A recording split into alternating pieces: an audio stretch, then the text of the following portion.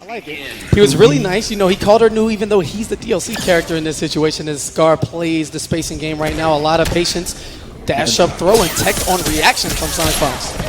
There it is, SonicFox getting that first hit and continuing his momentum, just keeping his hands on Scar. Scar kind of seems like he's a little too scared to wake up, too scared to disrespect SonicFox right now, and I don't think that's a good look for this set. Well, it just started out now into the corner. Delayed wake up from Scar to try to avoid that hard to blockable setup with the bomb, and a little anti on that jumping attack is SonicFox as Scar gets the easy whiff punish into the Supergirl corner loop. Well, look what this patience got him. It got him the ability to switch it up, but here we go. That's going to be a backdoor for SonicFox. Scar's up against the corner. He's got to block these overhead gunshots that come out right after the lunge, and Scar just wasn't ready. He didn't think he would do it twice. He didn't think he was going to do it a third time, or at that point, pretty much almost nothing he could do there. Chip damage territory. Son's going to spend all of the resources as Scar is on the offensive now. Here comes the flow shenanigans and that one-frame startup on that jump back dive away. Sonic clears the space now. Patience from both men.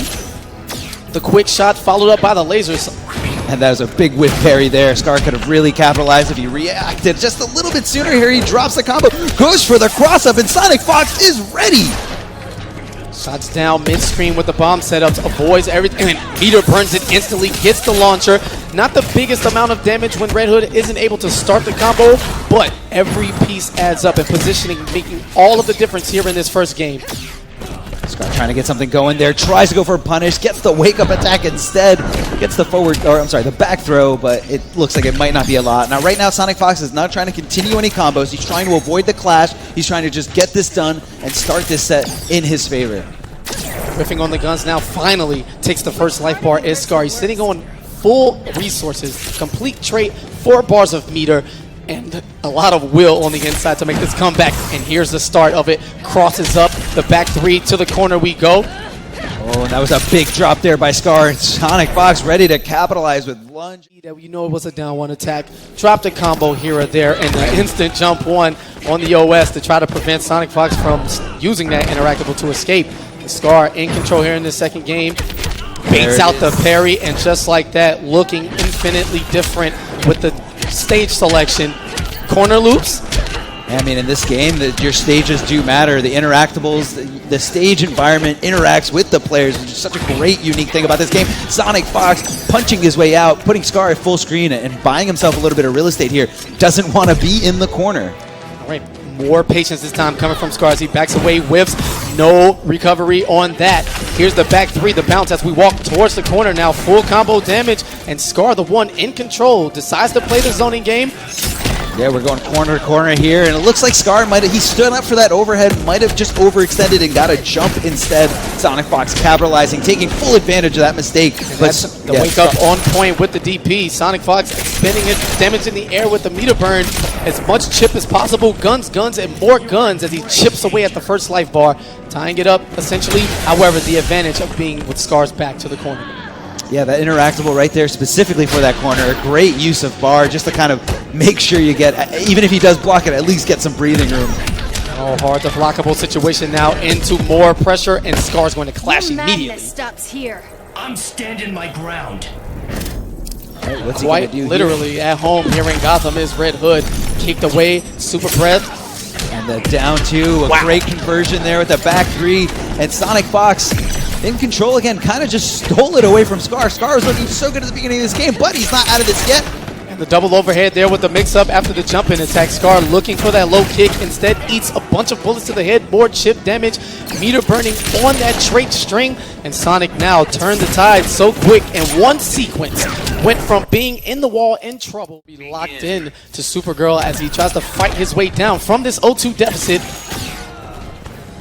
And SonicFox trying to make his way in, trying to just finish this fight, and again with that meter burn low mine. As you meter burn that move, it's going to go off immediately. It's not going to go to the regular timing, so it really throws off players a lot, especially when you meter burn it so late. Yeah, lucky sequence from both of those men. A lot of whiffed normals that could have equated in big punishes. However, great reaction on the air dash. Going to get the conversion here. Max damage as much as possible.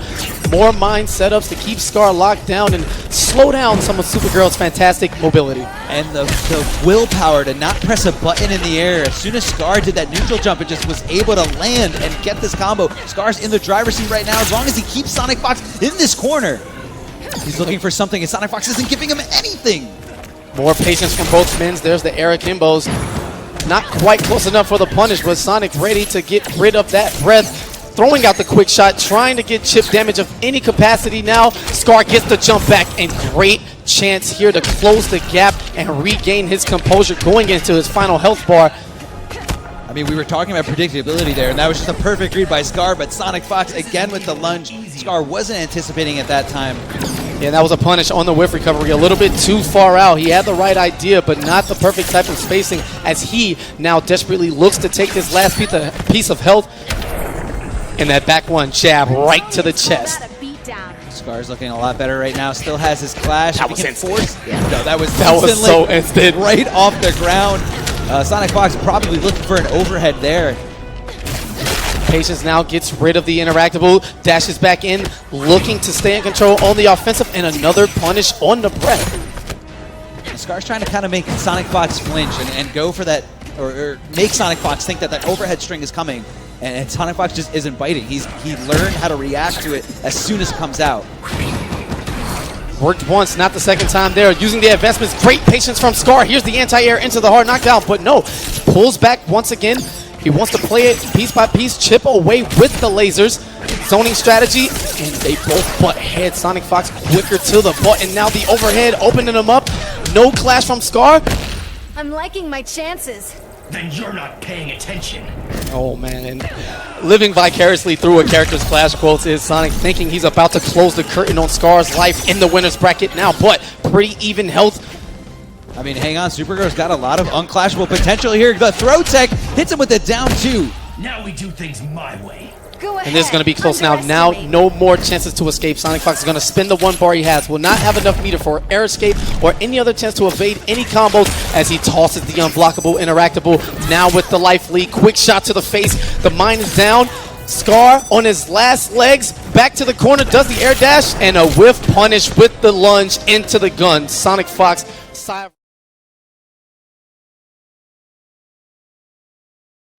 You're going to be, Foxy Grandpa's going to be looking for a lot of rolls and a lot of roll punishes. And Slayer gets the first hit with that throw, starting off really, really strong. And just like that, we talked about the normals. Great back three to chase down the back dash from Foxy Grandpa is Slayer. But we haven't seen a single gunshot just yet as far as special moves are concerned until that. And right on your point of that jump in to Slayer taking massive advantage. Great spacing to start this first round off. I mean, that's the thing. When you can jump in, that's when shooting becomes very, very dangerous, very, very risky. And Foxy Grandpa knows Slayer's respecting him right there, gutting Catwoman like a fish. And there's the back throw now. Foxy Grandpa with the entirety of the stage to his back. He can space, shoot as many shots, and looking for the bait on Slayer. Look at the level of respect from both of these men. And the meter burn back three, such a great way to start a combo, but Slayer dropping the very end, giving Foxy Grandpa another chance, and right there going for the overhead background bounce is Foxy Grandpa. And this is so hard now for Slayer trying to end the first life bar. He can't quite get it just yet, and there we go. Using that mid-screen background bounce to get extended damage, pulls out that low rifle, shoots as many shots as Catwoman's legs can handle, and Foxy Grandpa, in just a tiny fraction of a second, has turned the entire tide, and now we're back to what Deadshot does best. And this is just so heartbreaking because Slayer lost all that health. He lost that life lead just because of a mis-execution there with his combo. I mean, I don't know if the pressure's getting to him, but that is not the Slayer we know. I thought you were a skilled killer. Just wearing it down. All right, and Saints he's playing with him. You know, he has 3 games to go. Deadshot's not going to give her everything she can handle quite yet. As Slayer with the early clash, we'll see how that works out in a low-life situation. But the meter burn back 3. 400 damage coming from Deadshot. Very healthy. Right now, Foxy Grandpa, this is a very rare situation where you don't see Deadshot building a lot of meter. And that's because he can't just sit there and shoot in this matchup, or at least not for that long. Great mix-up between the pokes and the throws, and a great bait on the wake-up from Slayer. Doesn't quite get the continuation, but the onslaught continues in the corner pressure. Trying to get something going here. The background bounce is there, so Foxy Grandpa is going to be okay with just kind of hanging out here, looking for the combo here. No, Slayer gives him the back 3 and then challenges right after. How about a kiss? kiss this, Floyd. Ooh, wait a minute. Floyd's going to kiss this 15% damage extra dealt to him as he's backed into the wall with no chance to escape. He's going to need some offense, and Foxy getting more offensive now as he makes his way towards Slayer. Dashes up and catches him the background bounce. Does he have enough to kill? And he does. Foxy, Grampa clutching it out and securing game. All right, we're right back into it, staying on the same stage. And Slayer dropping the end of that combo. However, he does get it started, and getting that first bar is very important. In this game, when you get first hit, you get a whole bar of meter. This time, Foxy going for the blue bullets, looking for that supreme knockback full screen, but Slayer's going to work his way in. There's the hard knockdown from that whip, backdashing, going under the first part of the assassin knee, but catching the overhead meter burn. And there you go, whiff punishing there, that very reckless jump in one by Slayer. And Foxy Grampa kind of feeling him out, trying to keep him away from that long jumping to distance. And Slayer just not ready for it. Goes for the meter burn. Cat dash gets a full conversion here. And Foxy Grampa opts to use the air tech escape. And both of these men slugging it out right there in that sequence, trying to kill each other relatively fast. Meter burn everywhere. Armoring out. More patient Slayer avoiding this circus of bullets with relative ease here in the second game, but it's Foxy with the normals. Great advancement and placement of his back one, that advancing low shot from Deadshot, making the most of the offensive onslaught here in game two. And I think this is a very bad position for Slayer, just because the wall that Foxy is backing into has that interactable escape. Very tough to punish. And he just goes, doesn't continue the combo, goes for the throw instead. But watch out, Foxy has options right here in this stage. And Slayer, well aware of them playing the distance game, tried to backdash a little too deep on the inside, but the meter burn back three to put him back in the driver's seat. Foxy Grampa trying to get Slayer to take the bait, and now Slayer finds himself in the corner, but he finds himself right back out with that meter burn back three. The background bounce is in play, so Foxy Grampa is very comfortable here because he knows it can beam damage. You're tougher than I expected. Hope you don't mind a few scars. Catwoman getting a little raunchy there. This is a great cerebral set from these two men right now. Just back to back with the mind games for each other. Great conversion there. Full combo into the hard knockdown and the pretty ambiguous stuff into the trade. You can't drop an auto combo, and Slayer on the board, one game apiece. Out of the corner, and there's no way Foxy's getting off this stage. You got a background bounce, you got corners that aren't really corners. Yeah, and you got a quick read there as he went to rematch a little quicker than the last game. Slayer opening up with the offense now, trying to backdash. I understand the play, but he's a little in too deep. And Foxy now playing more of the up-close game. We all know Deadshot's infamous for his array of bullets, but Slayer forcing him to play it up close the majority of the time. Foxy going for that background, the background interactable once again, just getting out of there. And look at the damage Deadshot's putting on, and the hard knockdown to get the trade. Now when those green bullets connect, it's going to be taking Slayer's meter away little by little, but the character power is all over. A reset to the neutral to get things back to how Deadshot's to seeing them. Meter burn, low rifle. No bar now. Foxy not known to keep the majority of his meter, and that time gets punished for it. The jump in two. Catching him right in the middle of his meter burn. Double win for Slayer in that regard, taking the life bar and draining the resources. Yeah, no, very good win there for Slayer. He's off to a great start here. Very similar to the last game, except this time he's actually got a life lead. Looking for the jump in of his own. Great whiff punish. Now one into the background bounce. The meterless variety of this combo. 400 damage and keeps him locked down in the corner. The ambiguous stuff. Slayer in the driver's seat. Meter burn back three. No escape. And Foxy Grampa missed his opportunity to clash. I don't think Slayer's going to give him another one. Hits him with a down two, and as soon as I How said about a kiss? All right, had enough. He's asking for too many kisses. Not focused quite enough on the contract at hand, which should be putting down Catwoman. A gunshot to the face will take her first life bar, but such an insurmountable life lead now with no clash. This is going to take one hit from Slayer to close this one out. Foxy Grampa keeping a lot of composure here, not just mindlessly shooting guns after guns, because he knows all it's going to take for Slayer to take this game is one jump in two with that whip. The range on it is so good, and the fact that Slayer has meter means he's going to make it hurt. Yeah, and one trait in Injustice 2, chip damage isn't really that high, so if you can be a stone wall and block consistently enough, you definitely give yourself opportunity to come back, but the spacing and the open up, this should be enough to get the job done. Slayer now 2 games in a row. Foxy Grampa back here at the Avalon, but it's forcing Foxy to go into the quick rematch again. In the same situation, throw bait, into the grab invulnerable 4-3, and Slayer now riding that momentum for the last 2 games. And Slayer's off to a great start. I feel like we're looking at a whole different player here. I mean, Slayer just, after every event, going into it, learning more and more about it, but Foxy Grampa's not going to take this lying down. Getting very, very aggressive, sticking to his guns, staying with Deadshot here in this set. Right, there's some pokes now, the anti-air. More patience. And you gotta love the respect from both men. Now, you see Foxy a little bit more patient because Slayer has shown him that he knows the perfect distance to connect that jump to over any gunshot attempt. Yeah, and he's pretty much frozen Foxy here. You know, he's a little too afraid to get any offense going, a little too afraid to do anything, and that's why Slayer just kind of walked up to him and gave him a nice throw for his troubles. And the great punish there that abused Interactable off that wall jump. That time it was a read by Slayer with the preemptive backdash to put himself in the perfect position. Now gets the jump in, but a little too low. That profiling from Catwoman. Meter burn back 3. Foxy Grampa, last life bar. Meter burn roll to escape. Here's the throw. I mean, I guess Foxy Grampa just sees that Interactable is useless now. The fact that Slayer got his setup down, he's like, okay, I can't just spam it, so I don't want to be in that corner anymore. Oh, and the cat dash whiffs, and another one from Slayer trying to get as much real estate as he can on Foxy's first health bar, but instead dashes into that quick shot now. Again, slugging it out. These men making every set closer and closer. Patience, gunshots. 1 pixel of advancement at a time. Oh, and Slayer with a big whiff there, but Foxy Grampa looking for the background bounce. Time I tanned your hide. Oh, Go ahead, make my day. All right, he's all about it. He's been trying to be physical with Selena the entire time, and she's finally going to give him exactly what he wants. However, Foxy Grampa looking for something different. That is the W, as Slayer tags on the plus frames piece by piece, back to back, and opens Foxy up for the throw. There it is, the background jump off with that dive kick. Very, very tough to punish, but it is possible, as we've seen Slayer do earlier in the set, but hits the knee on the wake up, not anticipating Foxy Grampa. I mean, how many times has he done it this set? He's barely done it.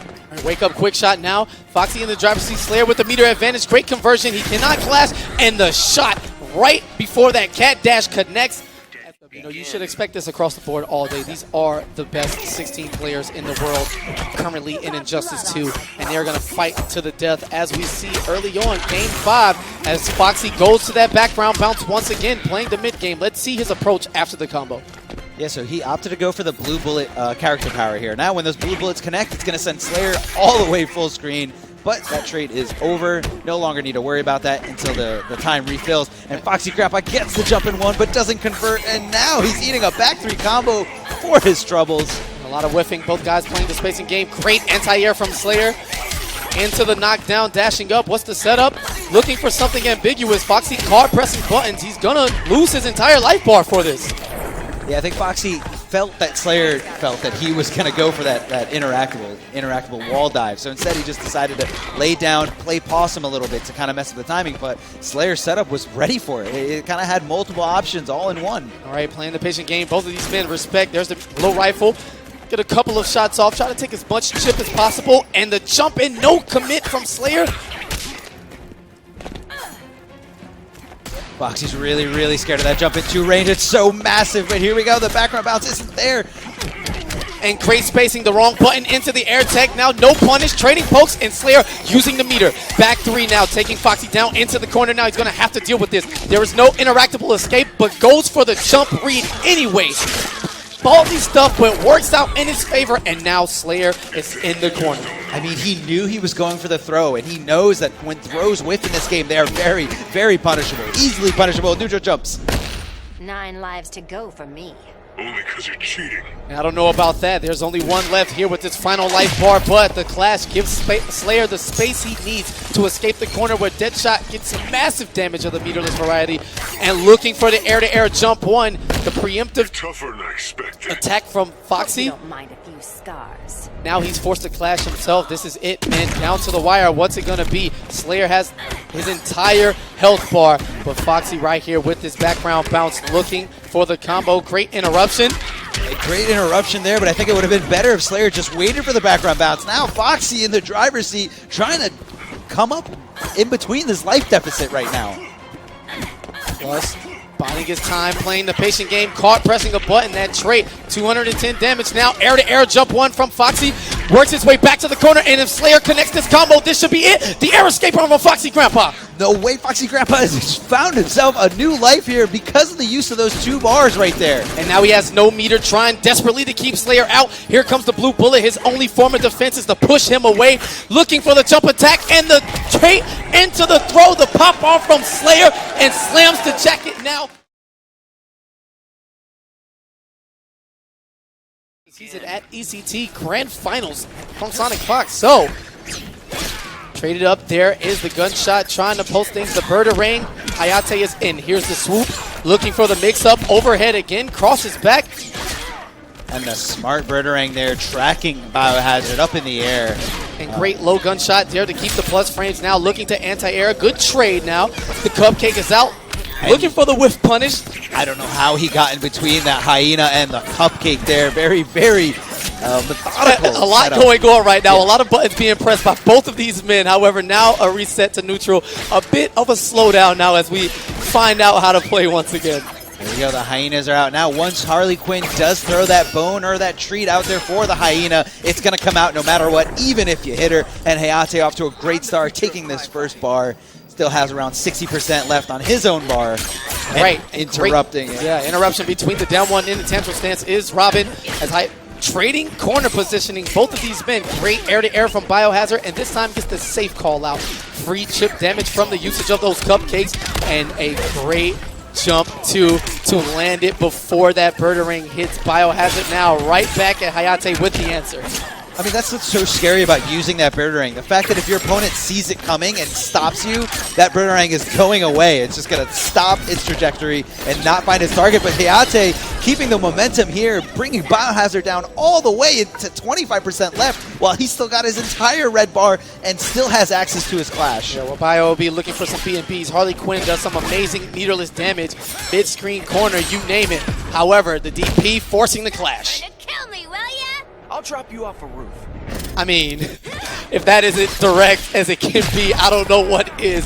As Robin gives her his true intention. Biohazard looks to reset the neutral. Here's the Birdarang. The dash up DP from Hayatei, and on completion of this combo, that is game one. Going to the time. Even after that correct read on the Birdarang, he didn't let it stop him. But here we go. Biohazard off to a great start with that whiff punish there as Hayatei gets a little overzealous and goes in with that jumping attack. Yeah, isn't that funny how momentum works? Biohazard instantly opening with the whiff punish now as the patient play game, and now Hayatei is forced to approach. Now you got to watch out with that trade Birdarang right there on the ground. Once you throw that blue one down, he can call it back to him, and it does give you, it basically acts like a projectile that comes back right into his hands. All right, the dash up DP again, a lot of mileage out of this strategy for Hayatei, but the wake up interactable, planting that bomb, keeping Robin away as much as possible. Now Biohazard playing the game plan he wants to, disallowing Hayatei from getting in. No whiff punish. Calls back the trade. Biohazard being very respectful, ready to block everything. No whiff punish there. Biohazard just didn't see it coming. Gets hit with the Birdarang for a full combo. And a late reaction there. This time gains the meter for the DP. That sword slice coming in handy. Enough damage to get the job done. 379 from 9 hits. Robin quietly hitting like a truck. He hits like a truck when he's got meter. But when he's got no meter, very, very tough to convert into a lot of damage. All right, the patient play from both of these men. That cross-up jump attack from Biohazard to put Hayatei towards the corner now. Gunshot mind games and a great neutral crouch to go under that jump attack. Biohazard now the background bounce. All right, Biohazard correctly blocking that overhead into a cross-up setup. Pretty much the only cross-up that Robin has access to. Backdashes out of there, trying to buy himself a little bit of space, but Robin's sword is trying to fill that void, trying to fill the gap between him and his opponent. And I love what both of these guys are doing. Every time Biohazard summons the trait, Hayatei tosses the Birdarang. Shut it, clown. And Harley's so precious. We need her. She's a national treasure of life. So much added into these characters with the great bait from Biohazard on that cancel pop. My father should have killed you. Ooh. Not what B-Man says. Not what B-Man says. B-Man is Batman. Batman has a very strict no-killing rule, which Damien hates. All right, now back to the point about the Birdarangs. Now, when Biohazard tosses the trait, Robin tosses the Birdarang. When Robin tosses the Birdering, Biohazard tosses the trait to cancel out each other's moves that have about 50 frames of block stun each. Yeah, kind of just continuing the neutral, just making sure that the neutral is always constant in this matchup. As Biohazard takes the life lead, now Hayatei looking for that Birdering, but it's Biohazard following up with that meter burn pop, canceling the recovery instantly. Using 1 bar to get in there and another bar to continue the combo. Hayatei's got 1 bar left. Goes for the overhead instead. He's going to cash out here, but doesn't connect the back 3. I think he knew it wasn't going to kill him, so he held on to the momentum instead. But Biohazard getting the straight hit, going into the huge mallet, smacking Hayatei to a 1-1 series set. All right, the Hyena is out. Hayatei very smart, blocking an overhead, knowing he can't do much about it once the bone is thrown. Yes. Hayatei's just going to kind of find his way in, try to walk Harley a little bit closer to the corner where she's going to have a lot more less options of moving around. Well, that's going to be a punish now. Chases down the tantrum stance. Here we go into the corner. And the trade is down, looking for the mix-up in the wake-up call-out from Biohazard, that tantrum stance, allowing him to escape freely, grant more space, the overhead low, good blocks, and that's a huge punish. Yeah, throws the cupcake, explosive cupcake right down at the knee, and look at this punish. Hayatei driving that sword into the gut of Harley Quinn.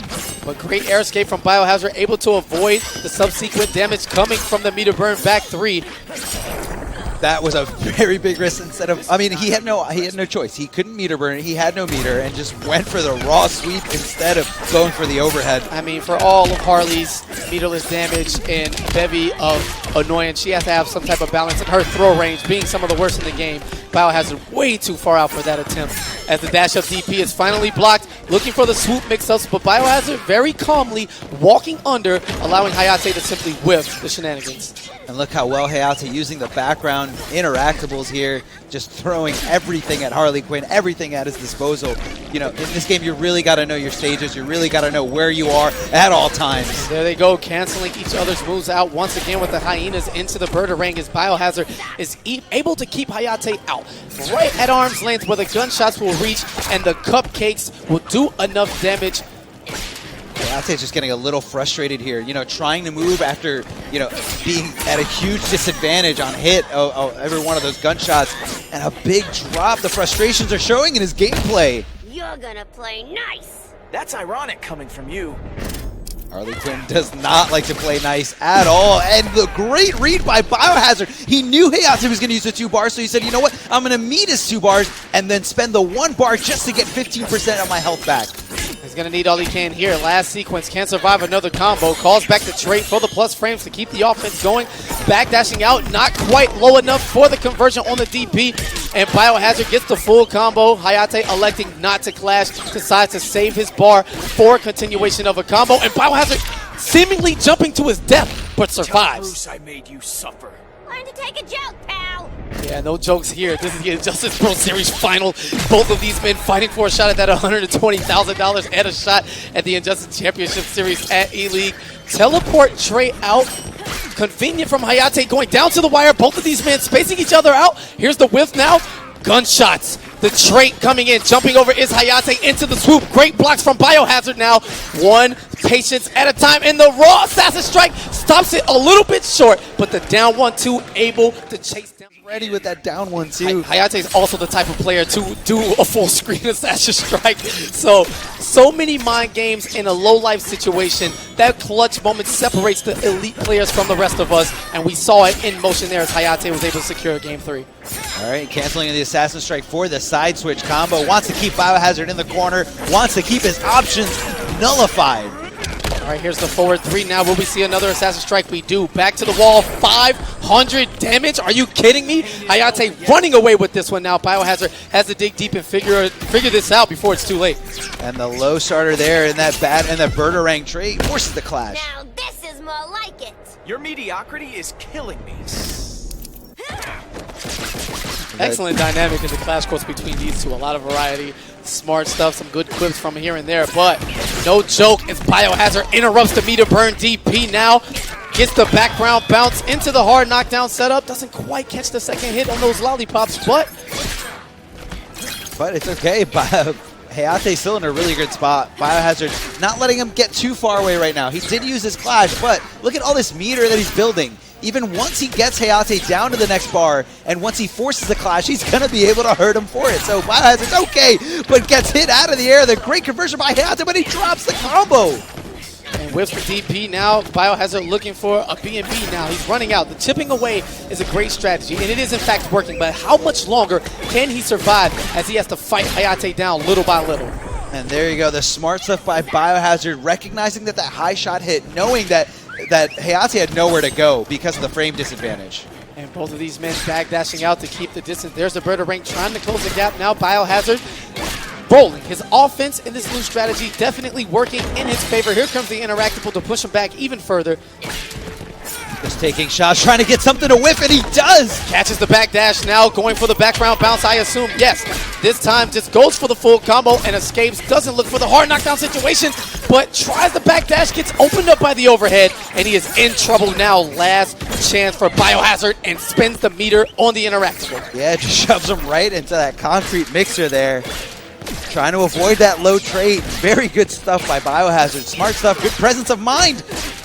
And blocks, but not the second overhead. Again, piece by piece, there will be no chip, no clash, and Biohazard, what composure. Here's a plays right there in that last game. Just successful hit after successful hit there. And Biohazard with the bold read, opening game 5 with a raw jump in.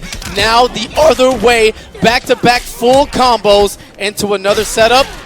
I mean, if you're Hayatei, you're going to be feeling the pressure right now, right in the situation. It's do or die. This is game 5, and taking every single one of these hits is not an option for Hayatei. He's about to throw away this entire set. Check this out. Look at that swivel on the light bar. That was a perfect for that first round. Biohazard meaning business, but we've seen these men slug it out. Now Hayatei's on the offensive. He's going to get a full combo of his own. 495 damage into another reset. Biohazard caught trying to wake up through that Bird Rank, and Hayatei fighting right back into this. Return the favor. Perfect on top of perfect. Hayatei, this guy just gets better and better with more and more pressure on him. And what? This is it. This is the event. Yeah, this is actually unreal. And there's the mix-up on the swoop. Biohazard backdashing to safety, calling out Bud and Lou. And now back to the neutral game, the zoning. Right at that 3 to 4th screen distance that Biohazard's been so successful in during this set. Avoids the Interactable. Here comes the Bird Ring. Yeah, trying to get something going with that mid shot, and Hayatei just not biting, doing a good job of getting through this hell of bullets. Yeah, and all of these blocks, he hasn't lost much health. We talked about how little chip damage is in this game. There's a cross-up, great blocks from Biohazard. Interrupts the tantrum stance. I mean, that was very, very bold of Biohazard to go right into tantrum stance with no hit confirmed, just right after the down one. And he's blocking these sword attacks over and over again, blocking these Birderangs. He's just trying to get some room, trying to find some way to jump in. This is going to be a huge punish. Will he spend the resources? He does at the last second. Great air escape with Hayatei with the trait. Here comes the Assassin Strike now. Biohazard, we've seen him come back in 2 of these games. There's a denial on the meter burn roll from Hayatei. And not again. Sequence now, trading pokes. Oh, Hayatei trying to get something going. He knows he just needs one clean hit to take this set. And a great backdash to avoid that explosion. The meter burn roll. A poke will do it now. Chip damage and a clash with less than 20 health left. Shut it, clown. He went straight for that Interactable instead of just letting him stay there, taking advantage of the hit on block. And with the punish now, chip damage, an easy chase down for Robin, and Hayatei clutches it out. The minor pop. Time. Scarecrow against Ollie in the Christmas get-up. A little too cute for me, but he has a very nice hat. Hey, green and red looks great all year round. Gets the fire arrows loaded up. Now, if you want to pay attention to how iLuusions is loading up that quiver, just look there at the bottom. Right now, he's got 3 arrows, 2 arrows left, and so on. You're going to be looking for ice arrows as well when he wants to get a little bit more aggressive. But in this matchup, he just wants to stay away from Scarecrow. And WhiteBoi, knowing that, jumping in right after those plus frames, dropping a combo right there, and iLuusions ready to pick up the pieces. All right, looking for the reaction to catch that air arrow, but Scarecrow landing just low enough as we play the patient game. WhiteBoi not getting much in the offensive department, but still very much in there. Again, chip damage, not a huge turnaround in Injustice as a series. So if you have very solid defense, you can last as long as you need to find that opening for a comeback. And he gets the quiver spin there, gets the back three, and the side switch by iLuusions drops the end of the combo, and WhiteBoi ready to punish that mistake. All right, traits up now, a damage over time, poison gas cloud coming from Scarecrow. However, iLuusions playing just outside of that range, using that Savage Blast to put space in between himself and WhiteBoi, but the sickle is longer than the hop, and the fear gas to the face crunch with the cameo from Jonathan Crane himself, breaking all of the bones in his body at once as WhiteBoi takes the first health bar. Yeah, no, that fear gas to the face is very, very scary setup, just because he leaves you in a standing position, giving you no access to any of your wake-up attacks, so you pretty much just gotta guess, you gotta try to backdash something, and WhiteBoi gets something going, but he drops the combo. iLuusions finding himself closer and closer to the corner as the set goes on, looking for that jump in three, and WhiteBoi just not giving it to him. All right, quivers up now, fire arrows looking to land at least one, and there you go. WhiteBoi trying to evade by staying in the air with the air gas blast, but iLuusions ready. Ollie is a professional archer, man. It's nothing to him. As the ice arrow was loaded, reloads it. He's teasing us, playing with it, and the overhead, fantastic block from WhiteBoi. A man's family is sacred. And that's your weakness. Wow, a Scarecrow playing on the fears of Ollie. That is what he does best. A fantastic voice work on these characters, bringing them so much more life. Yeah, that voice is very, very familiar. A lot of you probably know who it is. But anyway, WhiteBoi trying to get something going, trying to just get rid of the end of this life here that's left remaining between him and this win. All right, normal arrows, enough advantage, and meets him with the air-to-air, the back three just out of range. Meter burns it to stay safe. WhiteBoi not attacking the gap, a little too much space in between them, and that dolphin dive headbutt. WhiteBoi's looking to take a trip to the Gotham Gym here in the corner, but solid defense from iLuusions. Command grab mix-ups. It's a very scary situation there. iLuusions trying to wake up, trying to get out of there, and WhiteBoi so smart. Begin. iLuusions going with a rematch here, staying on the same stage, staying with the same characters. Maybe this is just what we're going to be seeing the whole time. I mean, he was doing a great job of keeping WhiteBoi out, but WhiteBoi, you know, just like Scarecrow's supposed to do in these matchups, just ease your way in, get your damage, and just rinse and repeat. All right, the smart stuff. There's the jump back into that overhead arrow from iLuusions. Great poise to jump and not press a button, allowing himself to block as soon as he landed. Great air-to-air, fantastic reactions right now. iLuusions' arrow placements super on point. You know, those regular arrows aren't too much to fear, you know, so WhiteBoi willing to take them, but the ones that hurt are the ice arrows, giving him access to a full combo, using the background bounce, but dropping the end, not sure which side he was supposed to be on, and there we go, stretching it out with that command grab. And here we go to the Gotham Gym we go. 3 steps, 4, and we're going to get 1 stretch. Yes, we do. Open those legs, Ollie, as we stay back into the corner. More pressure. Great interruption from iLuusion, and he had enough. He's going to revoke his membership and do his own thing and shoot arrows in his spare time. And look at that, putting WhiteBoi a little bit closer to the corner, turning the tides, turning the tables, just out of one combo, one right decision there. Arrows loaded now. Electric, super fast.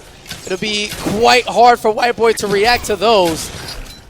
Super fast and very advantageous on hit. Such a nuisance, but that's why you only get 2 of them.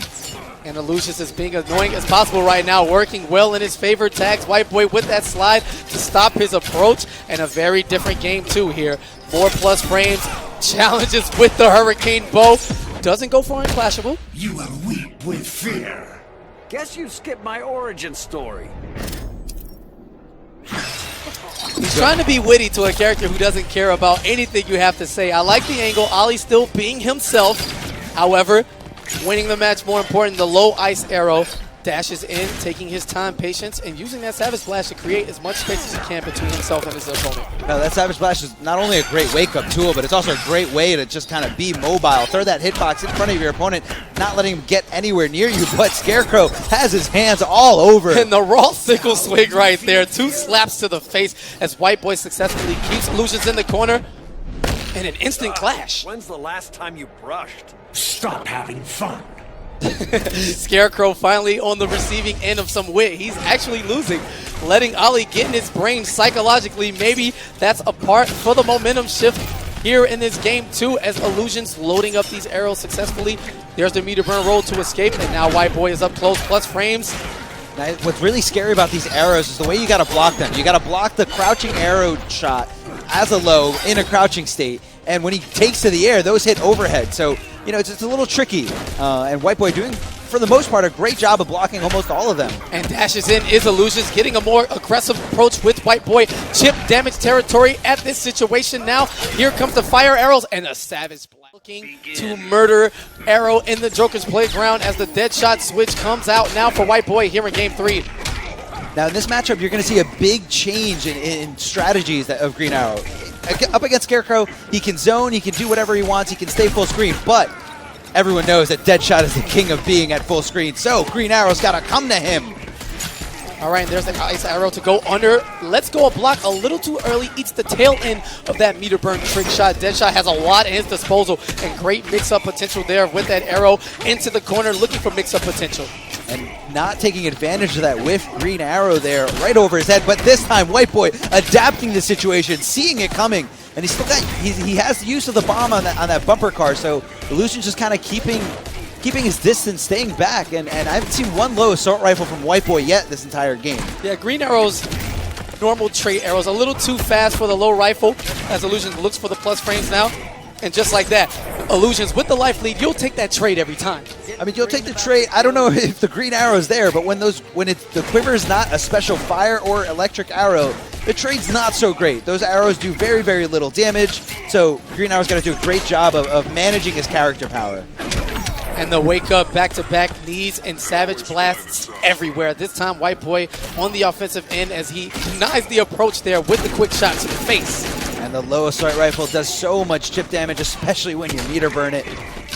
Yeah, WhiteBoi looking for the pushback. Not too shabby in that department as well as iLuusions. It's back to about half screen, using the bar for the meter burn roll, but instantly denied. That jump 3 coming in from WhiteBoi. And look at the change of pace here. iLuusions just trying to chase him down, not content with just keeping him at bay as a zoner. Oh, and no conversion there. However, taking WhiteBoi down, we're in low clash advantage territory for both of these men as WhiteBoi's expending the resources on that meter burn low rifle. And just rolling in at very predictable times there as WhiteBoi just tries to punish him every single time he sees it coming.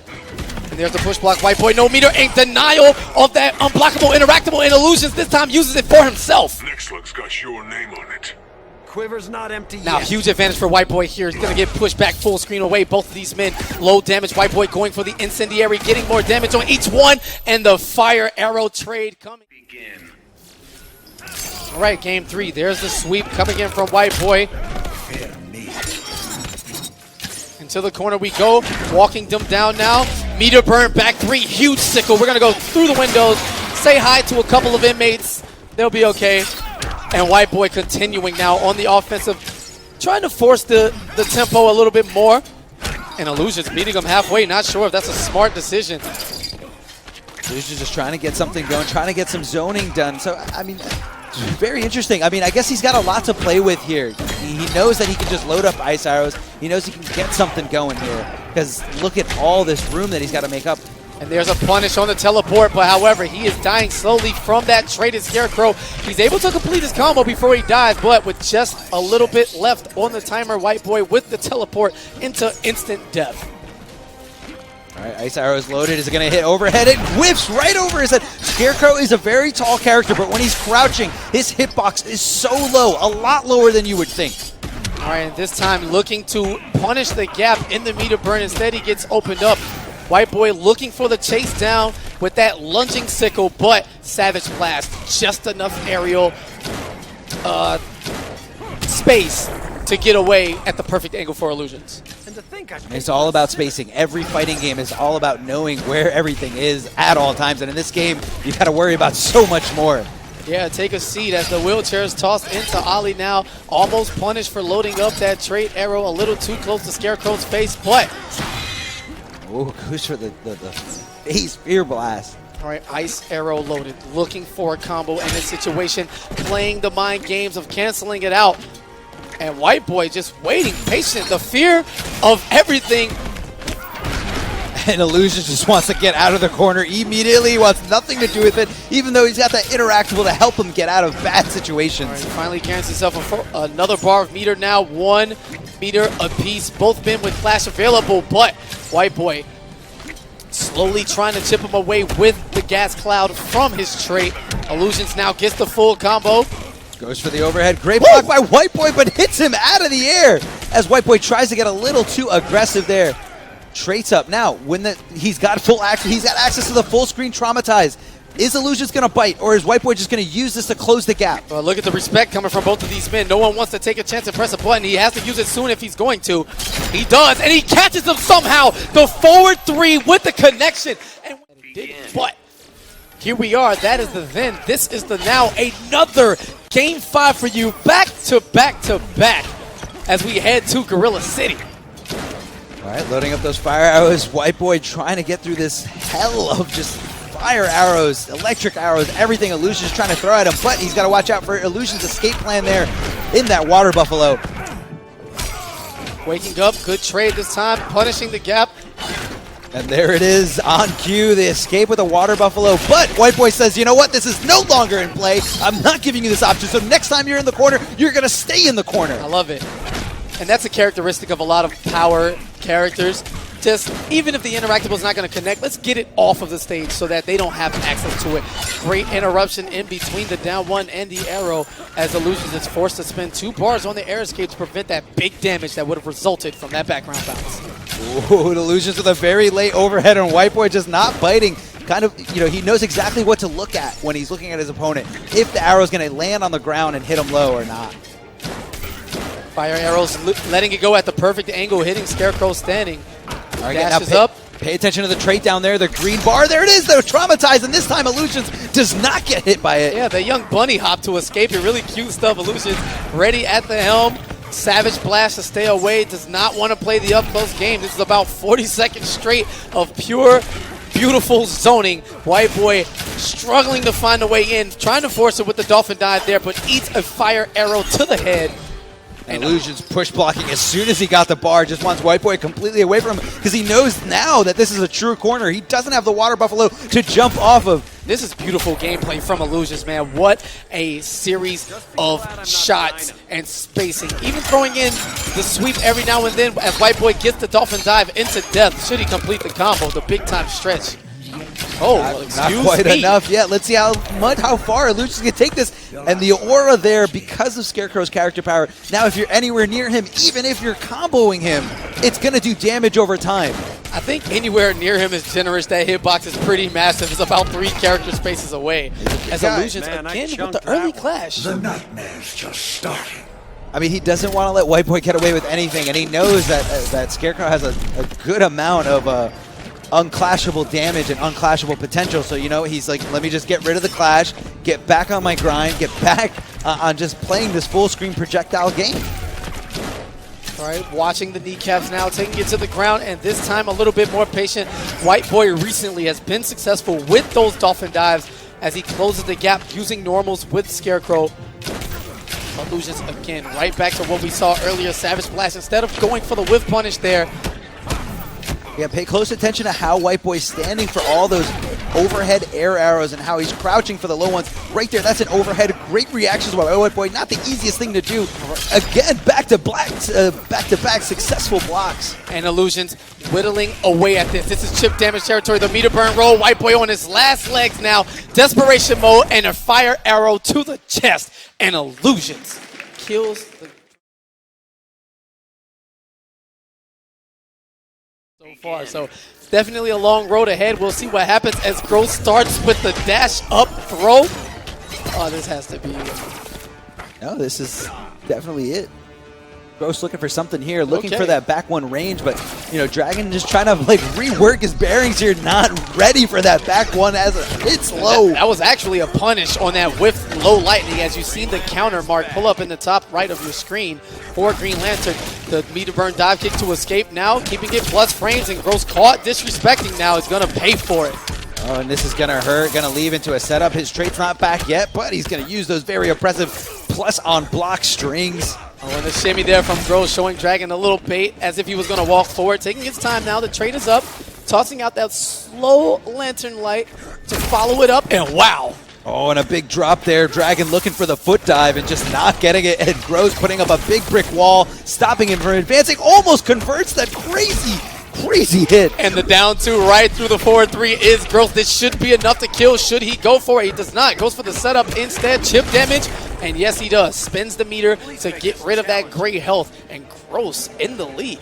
I mean, he spent the meter, but every single one of those hits, Dragon was blocking, so with every hit, he was building more and more. And this is such a smart strategy, jumping back and doing the air lantern projectile at the lowest height possible to keep his feet above ground to avoid the lightning strike. Yeah, very smart, but it's very, very specific height that you need to hit Black Adam's head.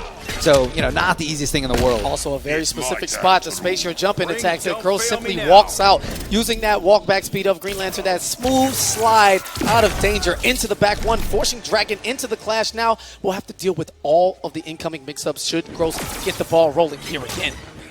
Very interesting decision there by Dragon to use all his resources. I feel like Black Adam players always want to hold on to that one bar. And Gross dropping the combo, not getting the job done. And the reversal lift punish there by the Lightning Hands, just enough to get the job done from Dragon. Still has a trait active for a little bit. It's just going to keep him at bay, zoning.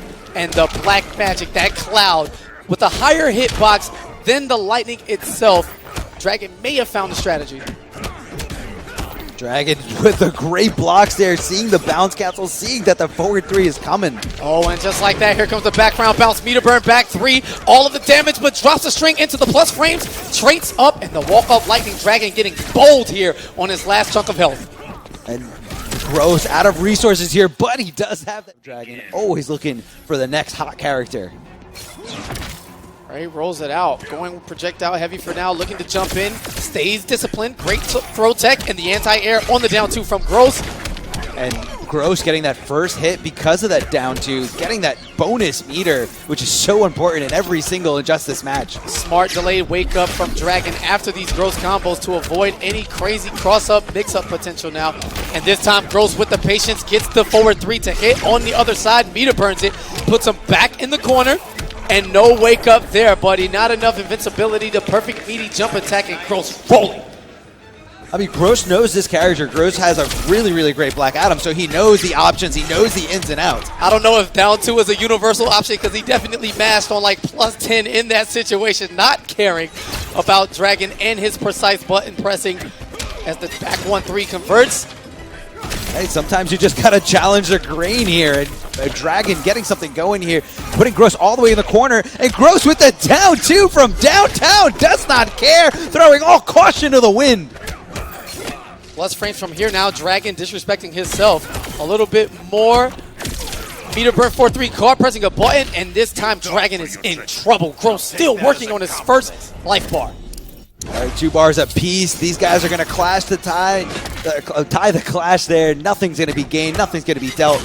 And Gross is in a great position. He's not sweating anything. Dragon's got to do a lot to make this comeback, but step one is complete. Getting rid of that first health bar. I don't know what Gross did on wake up there, but he certainly wasn't blocking as he got duffed in the face. Can he kill with this combo? He does not. Goes for the setup instead. Chip damage territory, and Gross now up 2 games. He can adapt within this set, game by game. All right, there's the unblockable interactable right on top of his head. I don't know if Dragon tried to poke his way through that gap. And great spacing. Here's the launch into the full combo now.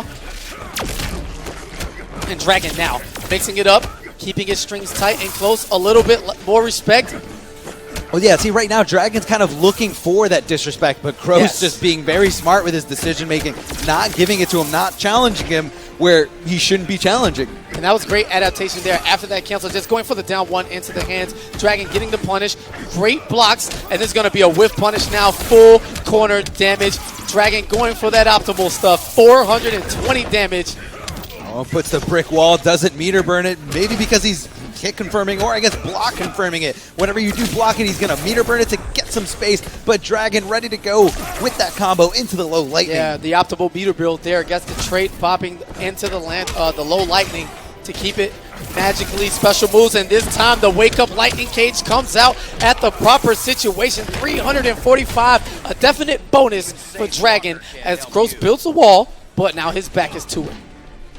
Gross looking for that jump in one, but Dragon being very patient, being very defensive, staying back, but not sure if he got crossed up or was anticipating they got crossed up, but it doesn't matter. Gross got the hit, goes for the hard knockdown into the throw, keeping him in the corner. This is very scary stuff. Keeps it safe with the meter burn on a dive kick. Gross on the offensive now. Dragon forced the clash. Said the great dictator. Oh, okay. Hal getting a little more attitude from him. Usually corny, but really in serious mode right now. I think he understands that the best Green Lantern player in the world is in his control, and Gross on the midst of a 3-0 of the EVO champion now, extending it one more mix-up. Plus frames now. Trait is up, Dragon looking to come back, and here's the start of it. Forcing the clash. Dost thou yield, my lord? For contact I will prevail. And with this corny line, he's going to get killed now. 15% of extra damage. Dragon very much in this. Doesn't have the trait active. Chip damage territory, and Gross with the punish. 3 games to 0. Tekken Master showing up to finals with a brand new character. Oh, looking for something in that. Now, what Tekken Master loves in his games, throughout all the characters he likes advancing mids, and what a great advancing mid that we have here in Dr. Fate. But King, off to a great start here, kind of just setting the pace, zoning, going in, and Tekken Master's no choice but to put that orb between him and Forever King. All right, looking for the chip damage. All of those onks, adding little piece by piece when in the light mode. Trait active, changing some of the properties of his special attacks. Yeah, the projectiles are a little bit scarier knowing that he recovers a lot faster when that trait is active. So when you see Dr. Fate already, and look at these back-to-back successful blocks. Blocking Batman is one of the most infuriating things out there. His jump into hitbox is so active and just so in your face at all times. All right, traits up, and Forever King with the zoning now, tossing out those fireballs that do more damage and committing to that string, covering his approach with that onk, and great read on the backdash from Forever King. The grapple getting him over here into the life lead now. Forever King able to control the gameplay pace. Now, I like Forever King's use of that up grapple to go for that true hard knockdown, because he's anticipating Tekken Master to wake up, but Tekken Master not taking the bait, not biting at all. And you see Tekken Master using a lot of his meter for that meter burn orb stoppage to put the wall in between himself and Batman, and there you see it in effect, keeping him full screen. King looking to be a bit more patient in his approach. I mean, look, when you put that wall up, that gives you opportunities to just keep throwing projectiles, keep doing special moves to build more and more meters. So it's kind of like you're not using a full bar at all. Yeah, Tekken Master hasn't had more than 1 bar meter in this game so far. Every single time he grants the resource, he definitely uses it. And then mirrors his game plan around it with the fantastic meter burn roll to get through it as Forever King finishes off that great health. And Tekken Master didn't see it coming, because that meter burn roll is very risky. There is recovery frames right after it, so if your opponent sees it coming a mile away, they're going to punish you for it, and they're going to punish you hard. Forever King trying to keep his batarangs into the chest of Dr. Fate here, not laying off, just wants to continue this aggression. Goes for the jump in, playing a bit soft around that mechanical bat, but still gets the combo. Into the corner we go now. Tekken Master looking to mix it up and get some of Fate's biggest damage. Goes for the slide, sees it coming, but the mechanical bat, it's got his back. His backup plan is right there, plan B, stopping him from getting full punish. All right, chip damage now in the trait. Big damage on those fireballs, and King's going to run into 2 of them. He is in trouble now. There's the orb again. This time the wall to keep it in front, and Tekken Master has meter. Oh, he was looking for the conversion there. Keeping it safe, chipping away, uses his last bar for the push block, looking to win this by pure chip damage, and there's the forward 2. And although he had the chance, what irony that Tekken Master, who never played Deadshot, using it against Beat-On, would have to face it in his own volition here at the finals. I mean, he's getting a taste of his own medicine, but he does have the character pick advantage. So I'm sure if Tekken Master loses this very lopsided matchup, that he's going to be switching over to something else. Well, seemingly at the very least. You know, it looked kind of rough, and Dr. Fate players seem to have trouble with Deadshot. Not quite sure where it is, but Tekken Master seems to be doing just fine right now as King pushes him back out. Hey, but it looks like King's remembering a little bit more and more about Deadshot as the game goes on. Looking for something here, trying to find his way out of the corner. Because, you know, Dr. Fate normally just always relying on zoning, and when you fight a character that does it better than you, it's really, really difficult to overcome it. And that time, King simply biding his time and waiting for Tekken Master to give him a shot at negative frames to press a button. Allows him to spin 2 bars on those meter burn 4-3s, not biting at the slightest, and back to the full screen game. And look at the annoyance of those blue bullets. Now when they connect, they send you off just send you in the air and into the full screen, keeping Deadshot away from you. And a drop combo there, I can feel the frustration emanating from Tekken Master's hands and brain all the way up here in the booth as he is unable to get anything going. King put his back to the wall himself and hasn't left. Found a home, safely shooting away with an arsenal of bullets. I mean, he's totally fine here. No reason to do anything. Tekken Master needs to come to him, and he's eating every single wake-up knee, every single double-hitting, armor-breaking thing that Forever King is throwing at him. The trick shot bouncing the shots off the ground into the face of Dr. Fate. And he's just getting a little cute right now. There's the healing field. Not sure that's what he's wanted, but it's working in his favor. Regains a little bit of health, finally takes the health bar, and maybe these are the mind games he needs desperately with only 165 health points remaining. Trying to get something going here. Forever King's like, he's trying to go from one corner to the other, just throwing out skill shots wherever he sees fit. And, you know, Tekken Master knowing that Forever King wants to get away, but it doesn't matter. Tries the use of those air, the air special moves can really just let him get in anywhere. And Forever King gets the first hit, punishing that dive kick, knowing that he's got no meter at the start of the game. And a great call out on the trick shot for the close variety. King knowing exactly where Tekken Master wants to be in the air. This time, air-to-air quick shot. And although it seems kind of rough, he's going to be able to get his offense going once Brainiac gets those mixes flowing. Oh, and that trade keeping Forever King in all this this hit disadvantage as Tekken Master just taking full control here, keeping him in the corner, not letting him out, not letting him breathe, not even letting him get a shot out. Forever King had no choice but to go for that meter burn knee. And that time, the priority on the dive kick into the stand 3, calling that trade out, keeping King locked down in the corner. This time, an infinitely more closer match, looking for the dive kick. Who just goes for the walk-up throw. Forever King being a little too respectful in that situation. Just blocking, just not moving, just saying, get away from me. Yeah, that's traditional fighting games in the essence. When someone is simply blocking, that's why throws were created, to open them up. As the dive kick lands short, but Brainiac, great recovery on it. And Tekken Master just flowing, causing those beta drones out to put a stop to King's offense, putting him on the defensive rather than the offensive with his array of bullets. Forever King finding himself closer and closer to the corner, but you got to remember, on conduct, that corner has a great escape for gadget characters. And great conversion there after the meter burn trick shot. Deadshot showing you he can do it any which way, no matter where you are. You can't escape him on the screen if he places the right bullet, and King continuously. Fantastic call-outs on where Tekken Master is going to be in the air. And push blocking, much like Foxy Grampa would in every situation he can. Just keeping him away. Again, push block. He's okay with spending this meter on getting a little bit of breathing room. Oh, no punish there by Forever King. And whiffs it now, playing the string game, gets the jump in, double mix-up potential. And I think he might have mixed himself up. Some of the buttons you weren't quite looking for coming out. And the overhead from King. Who pays you to assault me? This isn't about money.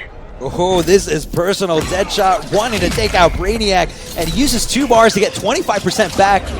King finds enough room to trade up, using that interactable to just dive kick off a very, very tough interactable to punish someone for. But it is possible.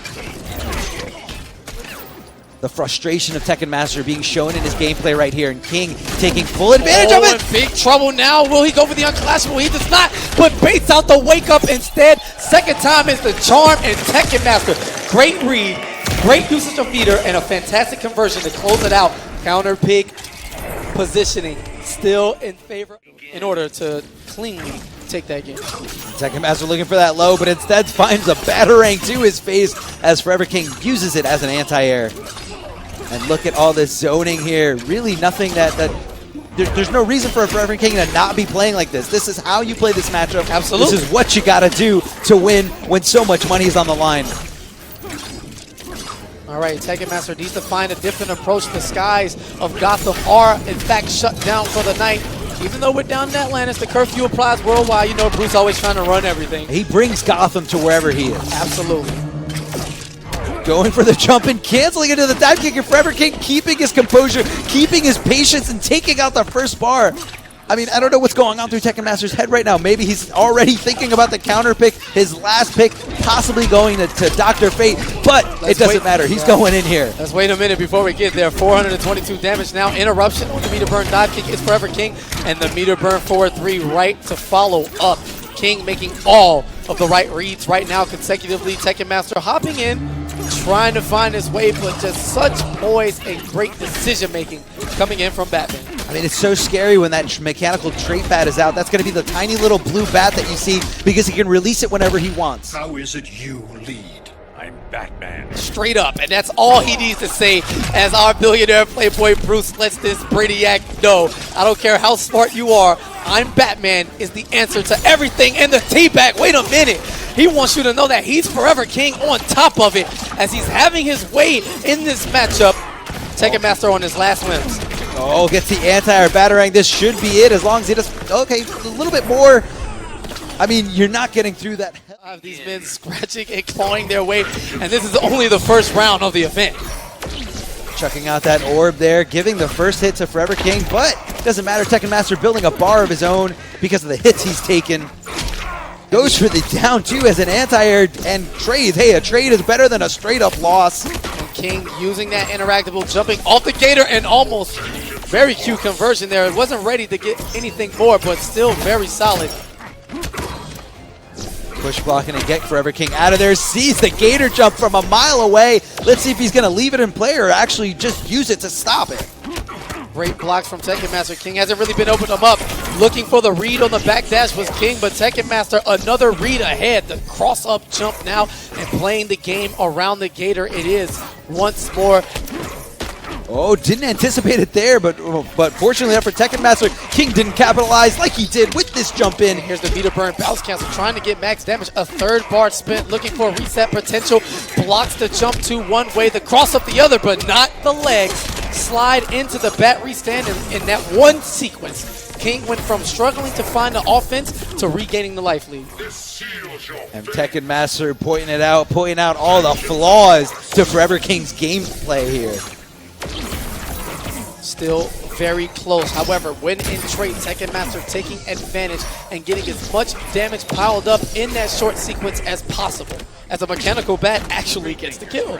I mean, it does do a little bit more damage than it did in the previous game, but you're right, it's not much. It does get it, and a good calculation there by Forever King, knowing it was going to be enough. Submit to order. I never quit. Batman never quits, and even though Forever King not looking like he's in a great position here, at least got rid of the clash from Tekken Master. So now, once he gets his hands on Tekken Master, with just the use of one bar, he's going to be able to do standing resets. So this is a very, very scary situation. King knows he's just one hit away from all this momentum. Oh, and dives right into it now. King forced the clash. Kent Nelson cannot save you. Calls him by his real name through his identity. I don't know how I feel about that. That's like breaking the superhero code. But, you know, Batman is Batman, so he's just going to do what he wants to do as King tries to enforce his will in the same fashion against Tekken Master now. Backing out of the corner, the back two on the connection, but back to what we've seen so far in this set. King on the close side of the gator, a little too far. Just a little too far there. Tekken Master not capitalizing on it. I'm surprised he's let the gator stay in play here. He can use it, but maybe that's what Forever King's looking for. And Tekken Master just doesn't want to give it to him. There it is, the gator cleanly taken off. No longer an option for Batman to jump off of. He will have enough for the standing reset. We are talking one read. Here's the jump two. Blocks it successfully, but King going for layers of mix-ups instead of a single kill. Tekken Master pokes out. Chip damage territory now. Meter burns it all day. One last chance, and the chip damage is enough. And Tekken Master.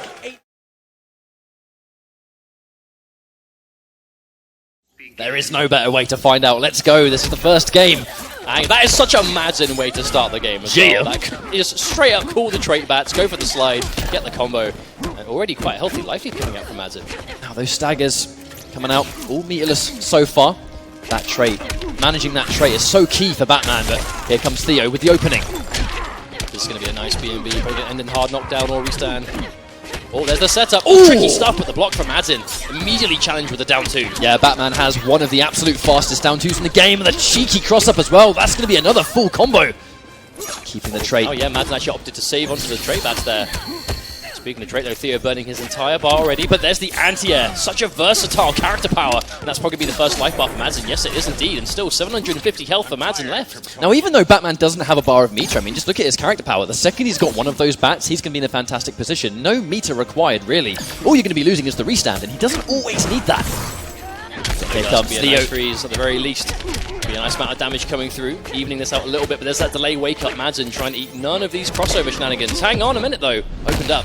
Still fighting a girl, hero? You're no ordinary girl. That's very true. But here we go, the clash. One bar spent. So Madzin opting to keep it. I mean, keeping that restand is going to be so important. The second he lands that one opening, he gets that one combo. He gets the restand into potentially higher damage. But you can see the patience though, the respect from Theo. As soon as he sees that Madzin has that trait bat locked and loaded, he just sits there and waits for it to be used. He doesn't want to accidentally, open himself up. But that defense coming out from Theo, he is not getting hit by anything. I like the fact that also he's being very solid on defense, but when he finds a chance to down two, I mean, he's already challenged that late forward 3, and he's got a couple of launches there already, so that's a quick adaptation from Theo, and it's 1 round each so far. There's lovely patience though as well. As soon as you see Madzin, or even Batman, leave the ground, he has so many options there. Hang on, a nice confirm though for Madzin. Chunk of damage coming through. All gonna end in the restand. Spends a second. I think a bit easier to spend that second bar when the clash has been used. And again, that patience from Theo, but presses a button. Madzin's gonna open him up for a little bit. Oh, hang on though! May have potentially tried to interrupt some kind of gap. Maybe he was just convinced Theo was going to go meterless. Oh, wow. Thought maybe Madzin was going to try and challenge there, but no. Patient to the end. Hang on, though. Theo is grabbing this one back. Better, but not good enough. As if. So, I mean, Theo really has done a good job of evening things out, despite being down on so much life for most of the game. Really slowing this one down. But even though he's been evening things out, he has been down on life first. Now, the further they get to the end of the round, he's got to make sure he gets in the lead. Looking to be on good form for that. Probably going to build at least one more bar before this round's over. Madzin, though, sitting on almost 2. Oh, here we go. A little bit closer. Could have got something from there. He has a bar. Is he going to go for the restand? He is. What's the mix-up? What's the block? If Theo gets hit by this, it's going to be game over. He blocks on the push block to remove the bats. Very smart indeed. Going to burn all of his trait in retaliation, though. Now, no trait, no meter. Oh, the trait! Oh, hang on a minute. Input error. No big punish. Hang on, that might be it. He's going to get big damage right here. Close. If the combo doesn't kill, the setup might do. Oh, and he presses a button, the air laser. I feel like a character Madzin playing saying the shadows are your friend is quite fitting, really. I mean, sticking to that character, true and true. So they're fighting for that first bar. It's going to be very important against both these characters. It's going to go towards Theo. Yeah, Supergirl getting that first hit. She gets that launch. She'll be able to get so much more damage off a clean opening. Batman doesn't necessarily need meter to do his damage. Also gives you the push block. If you're against the Batman that's just trying to lay into you, can spend that bar on the push block as well, just to get rid of that bat. But we saw the push block already used in that first round, and that was what created the distance that allowed Theo to come back. Well, catch them trying to jump out. Doesn't get a lot of damage, but the respect is there. Ready for the back cool. Not letting him get away with those trait calls anymore. But that down 2 to challenge that. Just losing my words. We'll just forget about that one. So though, manages to jump out clean. Theo. Oh no, confirmed from Madzin. That's 2 chances could have got to get a full combo. Isn't able to seize it, unfortunately. Oh, wow. Hang on! Theo running straight into the batarang. It just comes out so quickly. And the fact that meter burn launches, it's a great poke at that kind of range. Oh, and there's that tricky mix-up. Waiting for the overhead grab, get hit by the low down 1. Smart stuff coming out from Theo. Oh, he goes for the overhead this time. And he's got the bar to seal it as well. Going into this next round, no ounce of meter, but really, he's pretty much 50% up. He'll happily take that. Oh, there's that slide. Again, the patient Theo trying to challenge after the bats, though. Plus frames. Again, the respect. Theo sitting here, waiting for his chance. And there's that down 2. That's what he was looking for. This reads on when Madzin's going in for like a late forward 3 after trait has been on the money almost every single time. Those bats, they have a deceivingly low amount of block stun. I like the spacing Theo's playing, though. He tries you were saying? He makes sure he's at that sort of same sweep distance every time he tries to meet it. You're definitely a headache. Worst part's coming up. I mean, maybe. He has only half a life bar left to go. Theo with such a colossal life lead. No bar, though, at the very least. I think making a comeback of this magnitude against a player like Theo is such a tall order. And there's an instant jump 1. I mean, preemptively maybe trying to catch an air dash, but Theo, that patience, known for that hyper-defensive play. Oh, can't quite get the down 2. Unfortunate. Oh, the back kill straight over. No! Supergirl just walking well out of the way of danger. But it doesn't matter. Gets the round, but still lots of work to do. I mean, Supergirl just aggressively walked away from that one. And it didn't quite connect in time. We'll try and go for that slide again. So, I mean, it is Batman, so the comeback is possible. Well, am I fast or what? Push yourself harder. That clash was, I think, in many ways good for both players. Theo getting the early chance to sort of reset back to neutral, but Madzin getting the clash early. Now every ounce of damage here with 2 bars. We could see a comeback. Hang on a minute. That's an easy whiff punish. Is he going to go for the restand? Yes, he is. He's got a bat. Opting to use the bat for the plus frames instead, but very smart from Theo, using one of his 2 bars for the push block to remove that mechanical bat. Oh, there we go, that down one. That's probably going to do enough damage. Absolutely. He's going to survive this, and that's going to be a 2-0 lead for Theo. Madzin back again. Well, Madzin, he's gone in for Sub-Zero. He is locked into Sub-Zero. There is no other option but to make a 3 straight game comeback against Theo. To another. I mean, Sub-Zero is the character that gave Madzin his success during the days of Mortal Kombat X. When you get him past Theo, I mean, he's locked into this character now. Even if he wins his first game, he has to make a 3 straight game win with Sub-Zero. And against Supergirl, I mean, she's got the mobility to get around Clone, but that's a full combo. Here comes Madzin. Let's go back to the wall here. There's that knockdown, Clone. And that's that classic, really smart. Didn't quite get the whiff punish, even though the laser did go through Clone instead. But now Theo with a change of momentum. Let's have Madzin on the back foot now. It's the wake-up option. Oh, slides out free. Oh, tries to go for the Clone in the air, but still lands on the laser. Didn't take every single hit, though, so I don't want to say minimal damage, but not as much. Clean anti-air in Sub-Zero's jump too. Definitely not one of the worst jump-ins, but Supergirl with a foolproof anti-air in many cases. Yeah, you can see Theo just trying to set that range, really trying to dominate. Oh, hang on, there's a nice confirm from Madzin. And he hasn't used the freeze. He's going to get the restand here. Meter burn. What's the mix-up? He could kill on this if he gets the damage, but no, cashes out. I think opting to cash out instead. Ooh. Hang on a minute though, Theo's probably going to take the round. Madzin unable to get that last speck of life. No, Theo with the drop as well! You see Theo really trying to bait that slide. Oh, there we go, that's going to be the chip damage. Going to recharge some of that character power back during this little cinematic. Oh, wow. Great result for Madzin. On top of that, actually getting the repositioning. Now, this is indeed match point for Theo. He has to get this round and he will be moving on in the winner's bracket. So Madzin has him cornered with the clone up. All good, block on the overhead, Theo. Ooh, doesn't go for the down 2 this time. Hesitates for the anti-air. Wow, wake up, down 2, wow. You're going sky high. The cold impairs your judgment. She says you're going sky high when she just got hit by a down 2. What's that about? I know, right? What's up with just the manners? Pack 1, 2, 3. Safe on block now. And I like how Theo's being really careful now, sticking out normals that range. He doesn't want to go straight into a clone. I think Theo's pretty much the most patient player in the business. Like, he will not overextend. Oh, and he tries to punish, but he just releases the breath a little bit earlier than Madzin was expecting, and that's going to be a full combo. Oh no, he drops the end of it though. So misses any setup potential. He's done an impressive amount of damage already, but he's too fussed about that drop. Still in the lead. Madzin's really going to try and find one of those best case scenario situations. He can get a freeze and some corner carry, but Theo making it so difficult. I mean, that clone from the mid-screen when Theo's the one in the life lead, he really doesn't have to worry about it too much. Madzin needs to really block him when he knows he has to, but... Oh, wow. Could have turned that into a full combo, but doesn't commit. Can you take the cold? Go ahead, underestimate me. Now you wonder how much meter Theo's going to spend here. He's going to spend 1, wants to keep things a little bit neutral. That's such an amazing trade for Theo. You know, using a little bit of his trait to get rid of the whole of the clone. That Madzin may have gone for some sort of like a tick grab attempt, but Theo actually got hit by the string. I don't think Madzin was ready for that one. And now he's in big trouble. He gets hit by one single thing, and that's going to be game over. He was looking for it. 50 health left on Madzin. This is so tight. I think Theo was just batting. He has his face. Oh no! Oh wait a minute! The projectile just chewed up completely. He gets the knockdown. Has hit one more. No! Down 2 at the last possible second. And then go box Theo.